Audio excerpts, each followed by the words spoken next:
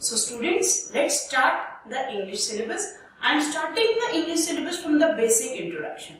Then step by step we will move further and we will go to the higher levels. Basic introduction in the first, धीरे धीरे फिर हम higher level पे जाएंगे. Now let's start. As you all know, English language has 26 letters. 26 letters A to Z combined, they are known as alphabet. Alphabet means a group of 26 letters. Now 26 letters में 5 letters they are vowels. 21 letters they are consonants. Now what are vowels? Vowels are A, E, I, O, U. These 5 letters they are in the group of vowels. And the rest 21 they are consonants. Now come to think articles. Now जब हम vowels की बात कर रहे हैं, जब हम consonants की बात कर रहे हैं, the related thing is articles. Articles A and N. Third article is the. You all know A and the.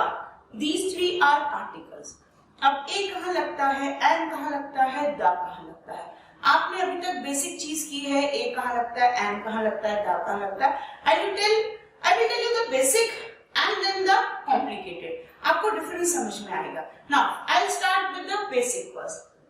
Articles A and N. A is used with a single thing. एक चीज के लिए.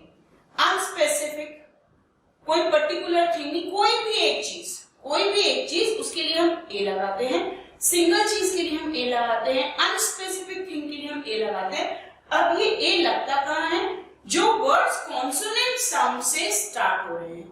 I am repeating the words starting with consonant sound. Now why I am using this word sound, I will tell you later and you will get it the meaning. Now single thing के लिए consonant sound से जो words start हो रहे हैं उससे पहले लगता है A. And कहाँ लगता है? And भी unspecific thing के लिए, single thing के लिए, but ये single thing कौन सी होंगी? जो vowel sound से word start होंगे. I am repeating, consonant word से start होंगे जो word, उनके पहले A लगेगा. vowel sound से जो word start होंगे उनसे पहले N लगेगा. Okay, now articles लगते ही noun और pronoun के पहले. Noun से पहले articles लगते हैं और किसी चीज से पहले article नहीं लगेंगे. See, there is a pen. अब ये pen कॉन्सोनेंट साउंड P से स्टार्ट हो रहा है. कोई भी एक पेन है, मैंने स्पेसिफाई तो नहीं किया कौन सा पेन चाहिए मुझे, कि वही वाला स्पेशल पेन चाहिए. कोई भी एक अनस्पेसिफिक. तो एक चीज के लिए अब pen. I met a boy. Boy noun है. कॉन्सोनेंट साउंड बा से स्टार्ट हो रहा है तो a boy. Okay. Now there is an elephant. अब ये एन क्यों आया? क्योंकि ई वोवल साउंड एलिफेंट से स्टार्ट हो रहा है इसलिए यहां एन आया. Now I ate an orange. Orange O vowel sound से स्टार्ट हो रहा है इसलिए यहां एन आया. Okay. Now come to the third article the. A and N are indefinite article. The is the definite article. Means particularly वही चीज, एक स्पेसिफिक चीज, एक पर्टिकुलर चीज.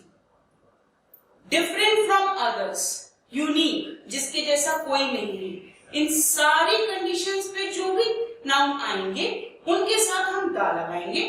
For example,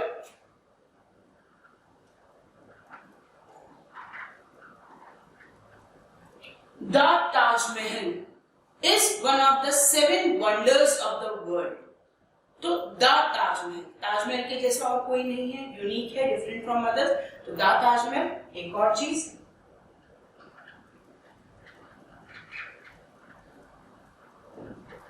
the Ramayana, the Bhagavad Gita. Then the World Cup, the is used with the cups and trophies. The World Cup, the Ranji Trophy, the FIFA Cup. ऐसे the जिन जिन world cup trophies के साथ लगता है, द यूनिक चीजों के साथ लगता है. तो द पर्टिकुलर जो सबसे अलग है, द गंगा, द हिमालयस, जो भी अलग है उन सब के आगे द लगेगा.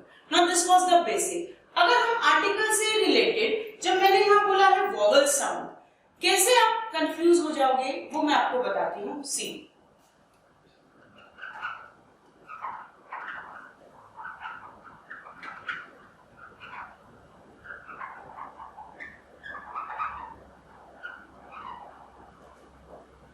See the sentence. I will wait for him for hour. अब यहाँ पर we have got two options, A and. क्या आएगा यहाँ पर? A आएगा कि N आएगा? अगर हम यहाँ बोल रहे हैं H, H is not a vowel. H consonant है. कॉन्सोनेंट के साथ हमने अभी डिस्कस किया A लगता है. आर्टिकल के साथ, आर्टिकल लगता है किसके साथ है? वॉवल्स के साथ. बट क्या कॉन्सोनेंट के साथ यहाँ A लगेगा कि N लगेगा? Now the thing which I told you earlier, vowel sound, consonant sound. अगर आप यहाँ इसको प्रोनाउंस कर रहे हो तो इट्स आर, हार नहीं. H को जो कॉन्सोनेंट साउंड मिला है वो है हा. There is a hat. मैं क्या बोल रही हूँ? hat. H-A-T, hat. हा. यहाँ पे क्या मैं बोल रही हूँ? हार? नो. यहाँ पे मैं बोल रही हूँ आर. मुंह से निकल रहा है R. A is a vowel sound. Vowel sound से पहले आर्टिकल्स लगता है, तो the right option will be an. I will wait for him for an hour. One more.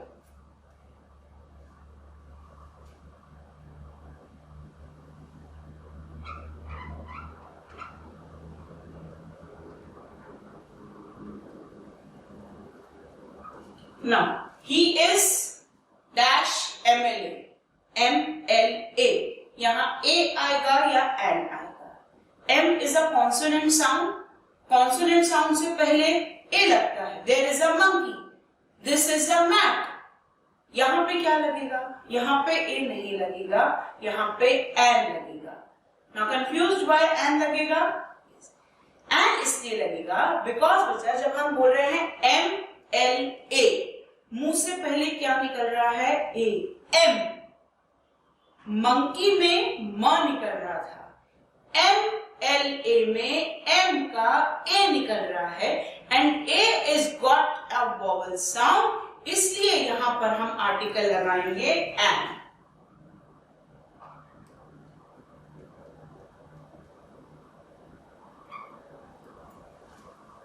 Now this type of questions, grammatical error questions, will come in your exam and you have to find the error, you have to supply the correct word. Now this was the basic thing.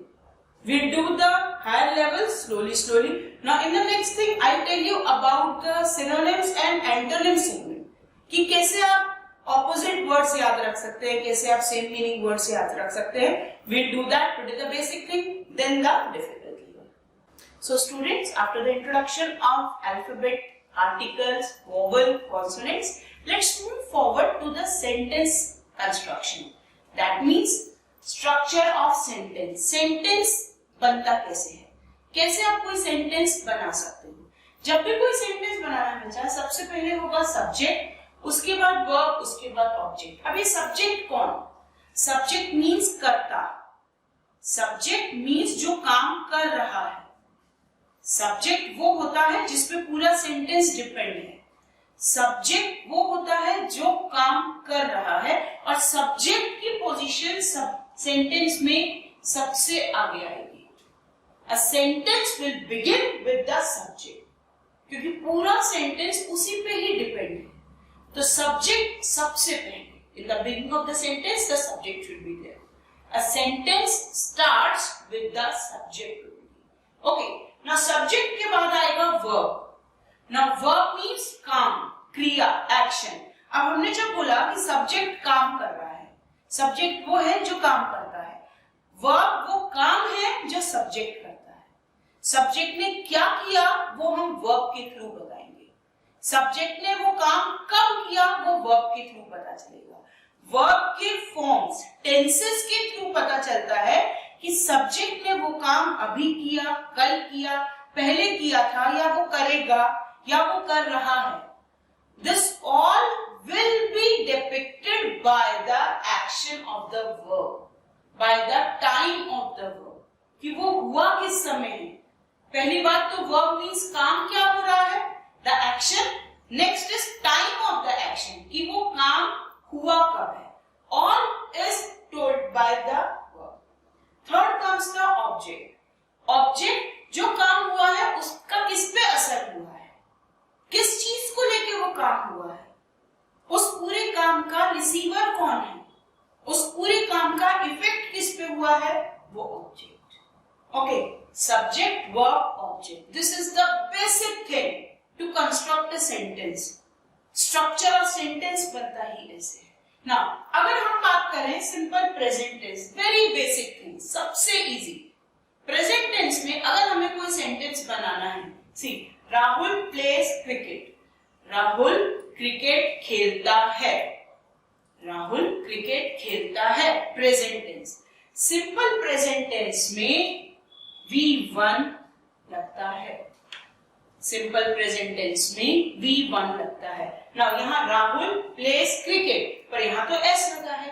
अब ये S कब लगेगा, जब subject singular है।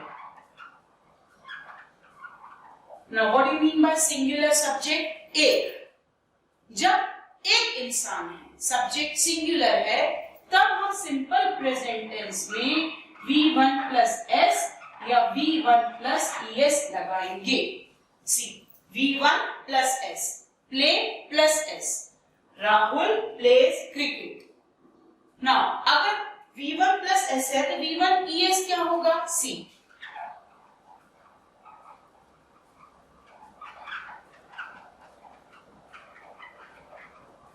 V1 plus ES, Rahul goes to school, Rahul school जाता है। I am repeating, simple present tense में verb का V1 लगता है, फर्स्ट फॉर्म लगता है, V1 फॉर्म लगता है, सब्जेक्ट के बाद वर्ब आएगा। अब सिंगुलर सब्जेक्ट हो तो V1 प्लस S लगता है या V1 प्लस ES लगता है। Rahul plays cricket, Rahul goes to school. Now next, अगर यहाँ राहुल ना देके ही दिया होता, this is noun and this is pronoun. अगर राहुल ना देके ही है तो नाउन की जगह पर ही हम प्रोनाउन यूज करते हैं। अब ही भी है तो कितने लोग हैं, एक।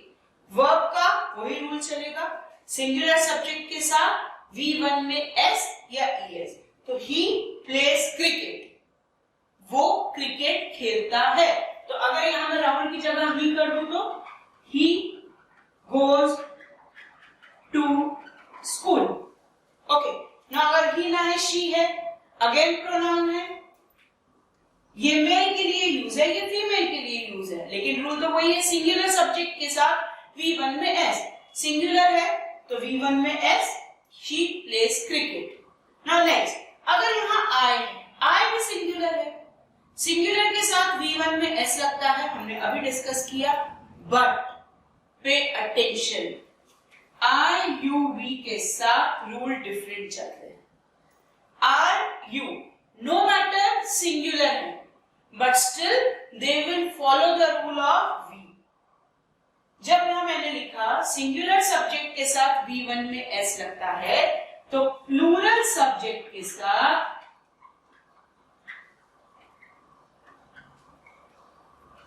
सिर्फ V1 लगेगा, प्लूरल सब्जेक्ट के साथ V1 लगेगा। चेक दिस, V कितने लोग हैं, एक से ज्यादा हैं। अगर यहां होता बॉयज, अगर यहां होता बॉयज, बॉयज कितने हैं, एक से ज्यादा हैं, प्लूरल है, प्लूरल के साथ क्या लगेगा बच्चा, V1। तो boys play cricket, boys play cricket, plural में V1 लगता है, सिंगुलर में V1 प्लस S या ES लगता है। नाउ I U फॉलो करते हैं प्लूरल के लिए। I नो मैटर सिंगुलर है, बट इसके साथ V1 ही लगेगा। I play cricket, You play cricket, We play cricket. Okay, अब V की जगह दे होता तो भी plural, they play cricket. Now this is simple present tense. How to form a basic sentence, how to construct a basic sentence। हाँ, ये तो simple था। इसी के बाद we will do basic verb forms। Present tense में अगर V1 लग रहा है तो पास्ट टेंस में क्या लगेगा, परफेक्ट टेंसेस में क्या लगेगा, फ्यूचर टेंसेस में क्या लगेगा। इसके लिए आपको वर्ब फॉर्म्स याद करने पड़ेंगे। सेंटेंस ये तो इजी छोटा सा सेंटेंस है। अगर सेंटेंस बड़ा हो तो पार्ट्स ऑफ स्पीच याद रखनी पड़ती हैं। प्रेपोजिशन कहाँ लगेगा, कंजंक्शंस कहाँ लगेंगे, एडवर्ब्स कहाँ लगते हैं, एडजेक्टिव्स कहाँ लगते हैं, इससे पहले जानना पड़ेगा कि नाउन होता क्या है, प्रोनाउन होता क्या है, वर्ब क्या होते हैं, तभी तो आप उनकी जगह जान पाओगे सेंटेंस में। So in the next session, we'll do the parts of speech in the detailed way so that you can know each and every part of the parts of speech. Now we'll move towards the some higher level so that you can understand the words and the sentence and the English language clearly. So students, today I'll be teaching you one new word or a new phrase in a new version. Every day I'll be teaching you some new words or new phrases in some new version. So today's word is how to say thank you.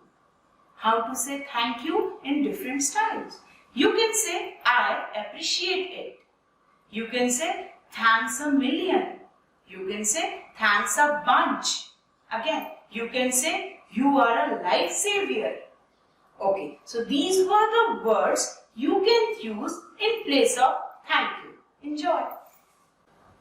So students, daily I will be teaching you one new idiom. Now what's idiom? Idiom or phrases means कहावतें और मुहावरे. Now how to use this idiom in a sentence, that also I teach you. So today's idiom is a hard nut to crack. I am repeating, a hard nut to crack. Now what do you mean by this? A hard nut to crack means very difficult problem or very difficult person to handle. Now how to use this idiom in a sentence? Maths assignment is a hard nut to crack. One more. To get dad's permission for the party is a hard nut to crack. So use this idiom in your language. Thank you.